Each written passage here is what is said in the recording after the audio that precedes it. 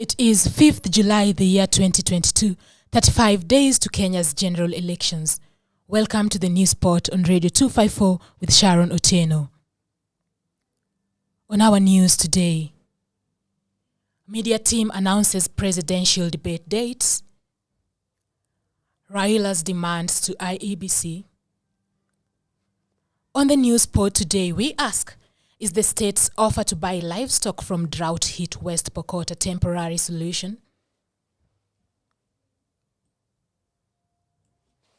Media team announces presidential debate dates.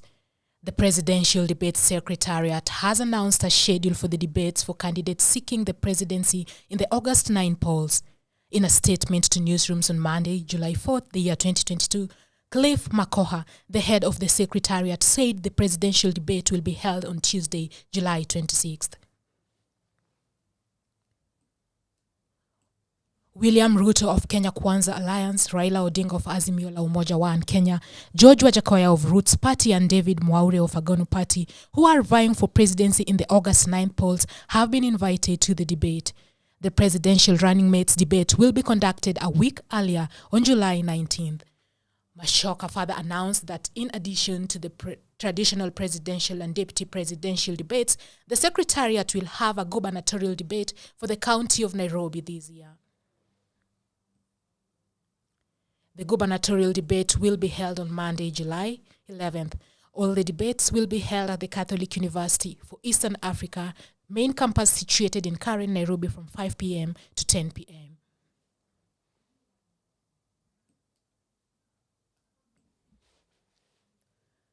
Raila's demands to IEBC. 35 days to the general elections, one of the key players in the August 9th State House contest is raising more issues with the Independent Electoral and Boundaries Commission State of Preparedness. Azimio la Umoja One Coalition Party presidential candidate Raila Odinga, through his chief legal advisor Paul Mwingi, has raised issues with IEBC's chair Wafula Chebukati, questioning his silence on a series of letters he has written to him, pointing gaps in the process of preparing for the August 9th polls.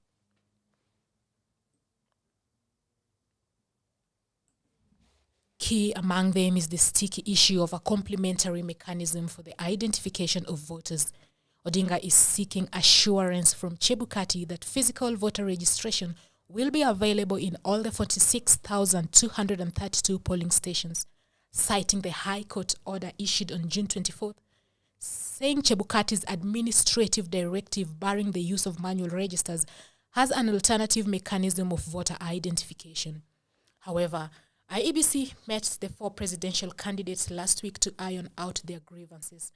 Odinga has expressed dissatisfaction with some of the responses and requested a bilateral consultative meeting with the Commission within 7 days.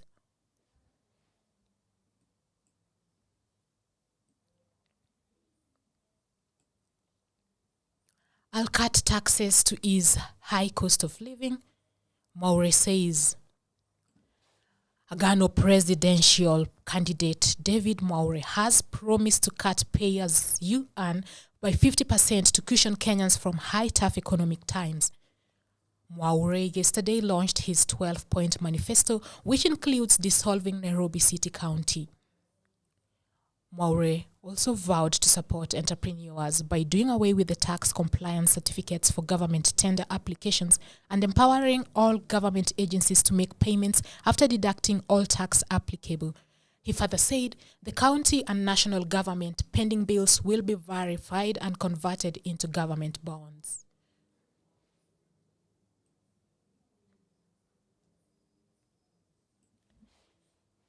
On the News Spot today, we ask, is the state's offer to buy livestock from drought-hit West Pokot a temporary solution?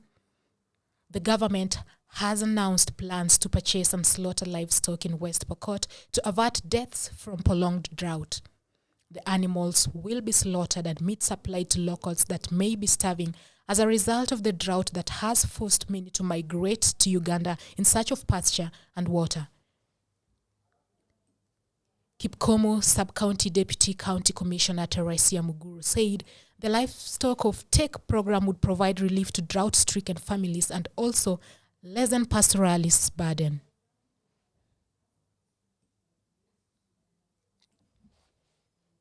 She said the program had been implemented in partnership with the Kenya Red Cross Society, the State Department of Livestock and County Government Steering Groups, the Ministry of Interior, the Ministry of Devolution and Planning, and the National Drought Management Authority, NDMA. The West Pokot drought is what leads us to our question today, where we ask, is the state's offer to buy livestock from drought-stricken West Pokot a temporary solution to a permanent problem? Let us know on our socials. Tweet and tag at Radio 254 and hashtag Newsport at Radio 254 on your response.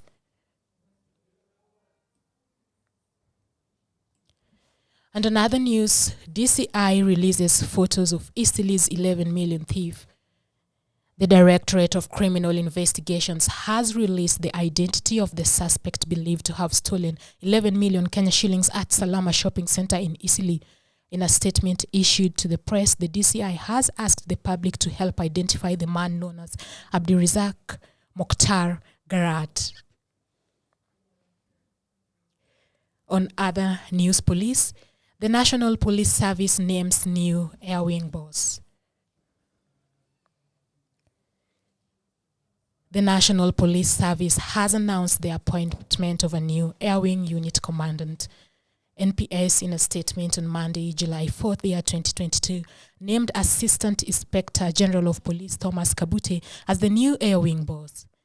Kabute takes over from Colonel Rogers Mbithi, who has been redeployed to National Police Service headquarters.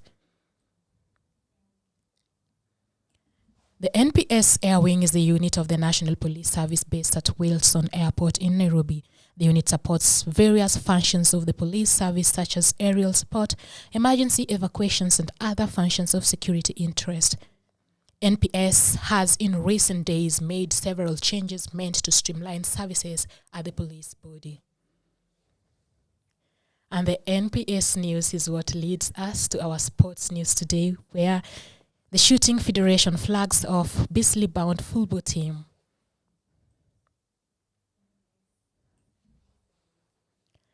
Kenya Sports Shooting Federation on Monday flagged off a team of football shooters to the 153rd edition of the Imperial Meeting, set to run from the 28th of June to the 26th of July in Bisley, United Kingdom.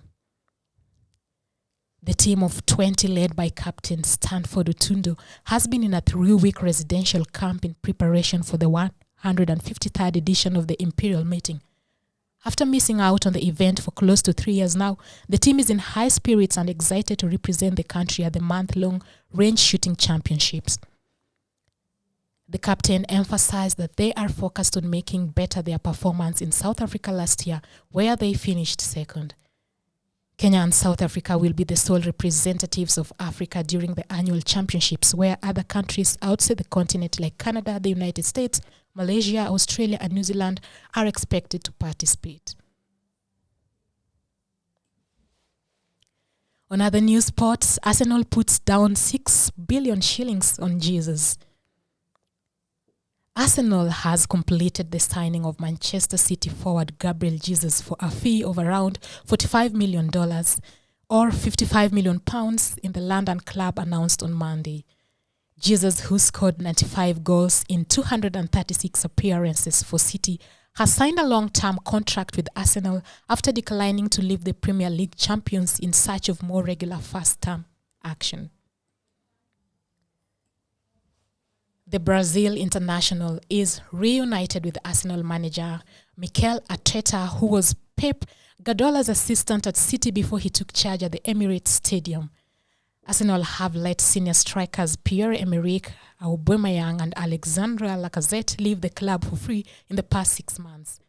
Despite handing Edin Ketia a new 5-year deal, Jesus is expected to lead the line for Arteta's men as the Gunners aim to end a 6 years absence from the Champions League. That's it for the news for today.